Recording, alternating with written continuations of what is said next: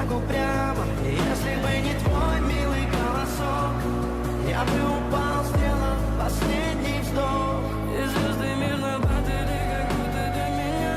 Я каждый раз загадывал тебя не потерять, но больше не могу, я просто мучаю себя.